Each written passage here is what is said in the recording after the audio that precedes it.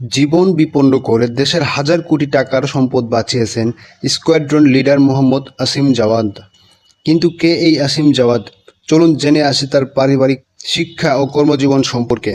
Squadron leader Mohammad Asim Jawad একজন বৈমানিক। 1992 সালে 20 মার্চ মানিকগঞ্জের সাটোয়ারিয়া থানায় গোপালগঞ্জ গ্রামের এক সম্ভ্রান্ত মুসলিম পরিবারে তার জন্ম।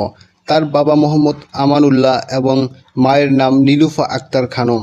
তার শিক্ষা জীবন 2007 সালে সাভার ক্যান্টনমেন্ট পাবলিক স্কুল থেকে এসএসসি ও 2009 সালে সাভার ক্যান্টনমেন্ট পাবলিক কলেজ থেকে এইচএসসি এবং 2012 সালে বাংলাদেশ ইউনিভার্সিটি অব প্রফেশনালস থেকে বিএসসি পাশ করেন আসিম জাওয়াদ। তার চাকরি জীবন 2010 সালের 10 জানুয়ারি বিমান বাহিনীতে যোগদান করেন তিনি।